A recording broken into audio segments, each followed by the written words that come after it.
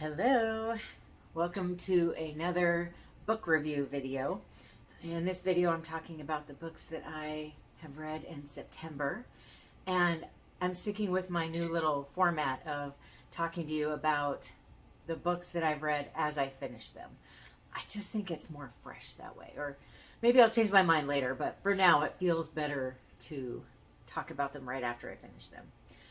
The first two books I'm going to talk to you about in this video are books that I read at the same time. I finished both of them yesterday. The first book that I read, or I don't know, I can't really say first, right? Because I read them at the same time. The first one I'm going to talk to you about is The White Magic Five and Dime by Steve Hockensmith. And this is a tarot mystery, and it's number one in this series. There's 3 books in this series. And these are cozy mystery books.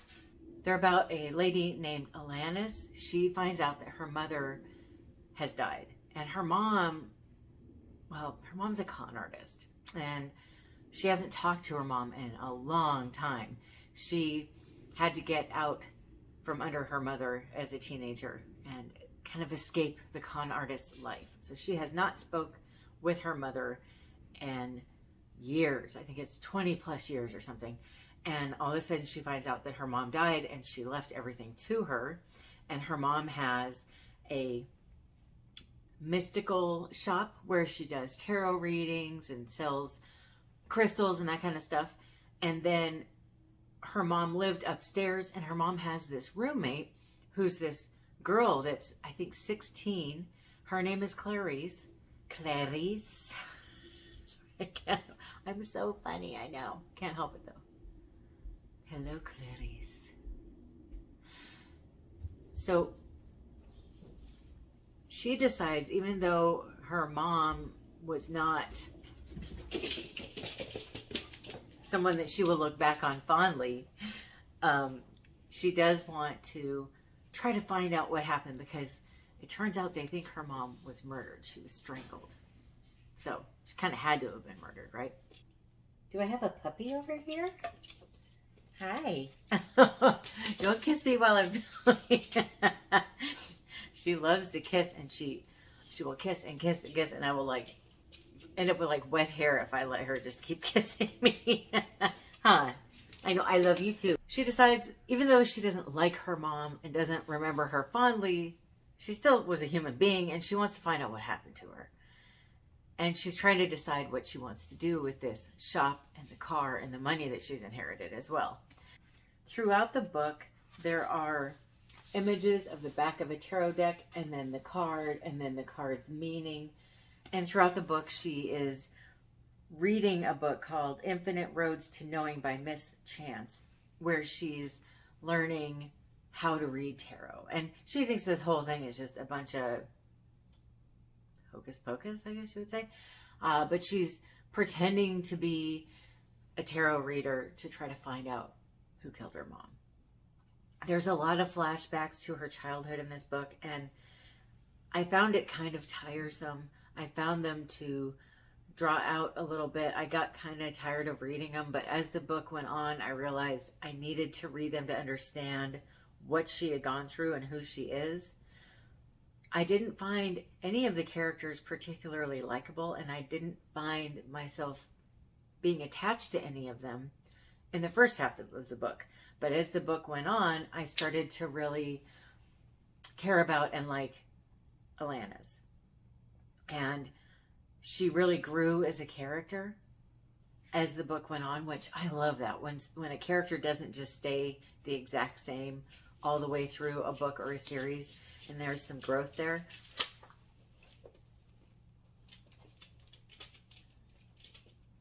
As the book went on, I had a really hard time putting it down. I really enjoyed it.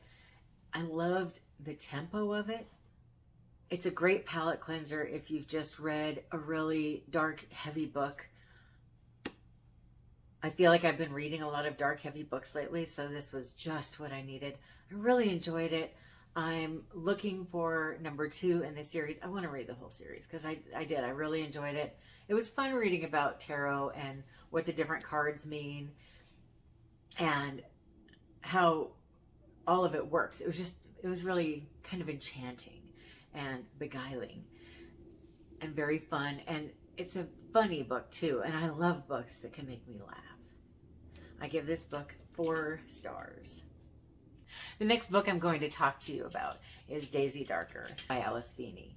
This book is about the Darker family. They are all meeting at their Nana's house, and she lives, I guess you would say, on an island, and you can't come in or out of where she lives when the tide is at a certain point. So once everybody gets out there, they're stuck there for hours. I think it's 10 hours or something. And so the whole family gets together. Nana announces her will, and a lot of the family members aren't happy with the will. And Nana ends up murdered, and right after a storm starts at midnight. And slowly, one by one, more and more members of the family start getting killed as well. It is a nod to And Then There Were None by Agatha Christie. If you love that book, you might really like this book. This book was not what I was expecting. There was a lot of flashbacks to the family in the past, a lot of home videos being shown that were bringing up memories and stuff like that, to the point where it felt like a totally separate book, a family drama book of the past, then tied in with a murder mystery of current time, or of the now. There was a lot of poems, but I didn't particularly like the poems. I didn't think they were written very well. To me, this didn't feel like an Alice Feeney book. I hate to say that, but I need to be honest with you. I loved Rock, Paper, Scissors, and I really enjoyed thoroughly His and Hers. But this one, it just really fell flat for me. I didn't like, usually I do, but I did not like jumping from now to the past. In some ways, it just felt like it wasn't needed, like it was 2 separate books. The book about the past felt like a V.C. Andrews book, and the book about the current felt like a Agatha Christie book, but I wanted an Alice Feeney book. I didn't find any of the characters likable, so I had no interest or attachment to what happened to them. I also found the book to be very predictable.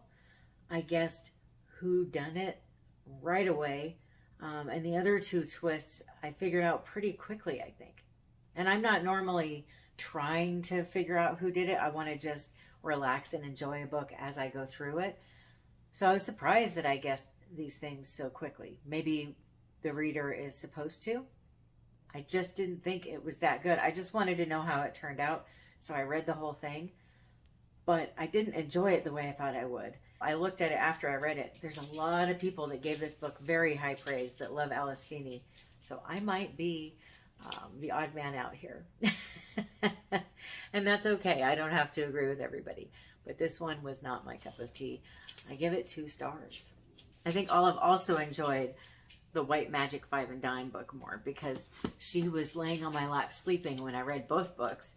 And I think she enjoyed the emotions that I was having in this book quite a bit more than the frustration and irritation that I found Daisy Darker to be.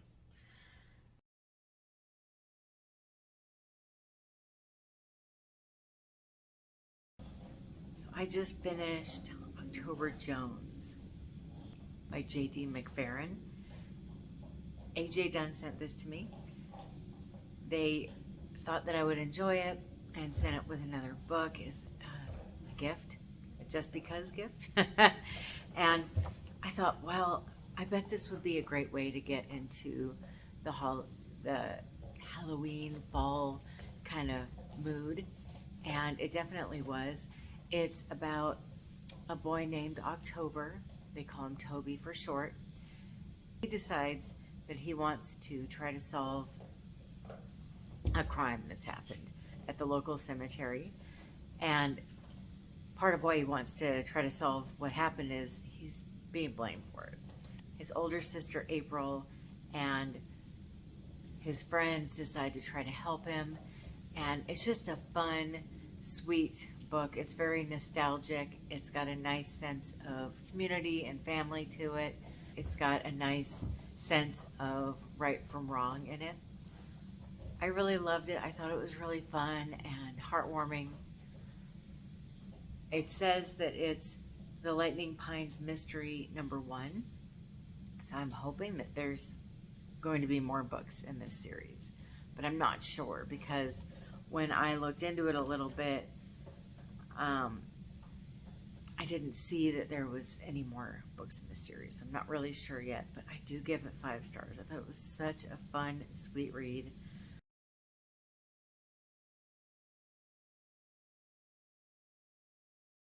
Good morning. I'm back, and I wanted to tell you what I ended up reading the rest of September. Alita, Battle Angel by Yukito Kishiro. I got 308 pages in. So basically I finished volume 1. The book that I had was volume 1 and 2.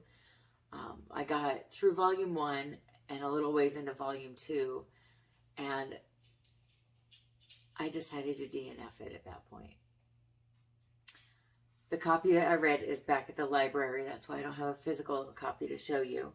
I thought it was sincerely a good manga book.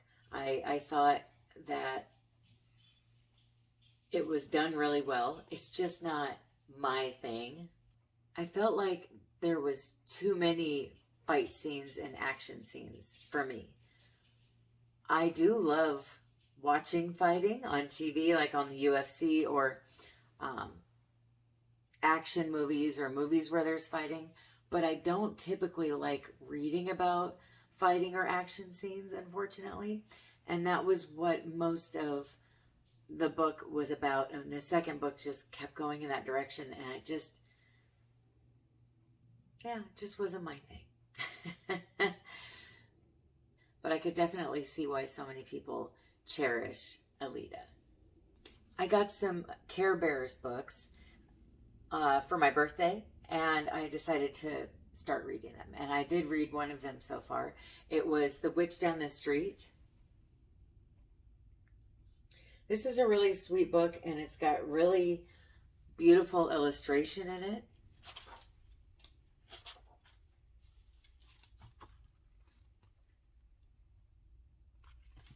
But there's a bunch of buts on this one for me. It's about a little girl named Melissa, and her friends are very scared of this witch down the street. And her mom and a Care Bear both tell her that that's not really a witch, it's just an old woman, and that she doesn't need to be scared of old people. This Care Bear teaches her how to give gifts to this elderly woman and be her friend anyway, even though she is scared of her and doesn't like her. And it turns out this elderly lady is nice and loving and sweet, and everything works out wonderful in the end. I think it's nice to teach children not to be scared of the elderly. However, I don't like the message of telling kids not to listen to their instincts. I don't personally think that's positive. There is way too much that goes on in this world to hurt children, to tell them not to listen to their instincts. And I was wondering why I didn't have this book. I had so many CareBears books growing up, but I didn't have this one. And I think I didn't have it because I'm sure at this age, my mom probably read everything that she gave me before she gave it to me. And I know my mom wouldn't have liked this message. My mom has always, when I was a kid, well, even now, but she's always been very firm on telling me to let her know if I'm not comfortable around anyone, I never have to be alone with them. I don't have to go out of my way to be nice to people that I have a bad feeling about. and to listen to my instincts. And I'm so glad that she taught me that. I mean, she didn't teach me to be rude to them or anything, but she did make sure that I didn't have to be alone with anybody that I wasn't comfortable with. And it just really rubbed me the wrong way that this book was telling a child to just grin and bear it and go be alone with this old person and befriend them, even though she had a bad feeling. Now, I know this was written back in the 80s, but even in the 80s, I remember it being a really big thing about, don't take candy from strangers and don't be alone with anyone you don't know and that kind of stuff. So I don't get it. It just really fell flat for me, the message. So I gave it 2 stars. The only reason it has 2 stars is there was moments in it that were kind of sweet. And I really liked the graphics. And the last book that I read in September was one that I listened to. It was Just Like Home by Sarah Gailey. In this book, we follow Vera. Vera finds out that her mom is dying, and she has not been home for a long time. As soon as she graduated from high school, she hightailed it out of there and never went back. And now she's going back to try to help her mom. She has to face this mother that appears to hate her. She has to face this guy who, in her mind, is stealing her dad's stuff and selling it. And she has to face this town who really looks down on her because she's the daughter of an infamous serial killer. One thing I really liked about this book is the house that she grew up in is another character in the book. I love it. Love it, love it, love it when the home in a book is another character. Also, her dad built this house, so it's a very unusual house. It's got hidden nooks and crannies and just odd things going on. It's really a good book to read at this time of year. It was just so creepy going along with her, going home when home is not a place she wants to go. I love that trope. It's just having to go back home to a not so nice place is a sure way to get me feeling those creepy vibes. It's got a very interesting premise and a very interesting message. When I finally realized what was going on, I was shocked. So this book is weird, it's uncomfortable, it's got a dual timeline between right now and when Vera was, I think about 12. It's very different and unique and creepy and gross. I really enjoyed it. I think I would like to read it again next year if I can, which means I would like to get a copy since I just listened to the audio version. But I really do recommend it. I gave it 4 stars. And I didn't end up reading more in September because the last week of September, I fell down the stairs. And I tore the ligament in my ankle. And that's why you see my knee here. I've got a boot on my leg from the knee down. And I was in so much pain the first 4 days, I could not absorb what I was reading when I would read. And I did start a book, and I got about 100 pages in before September was over. So that'll end up being a October read. Let me know if you've read any of these books, and let me know what you thought of them if you did read them. Thank you so much for watching. I hope that you have a wonderful rest of your day or night. Happy reading. Bye.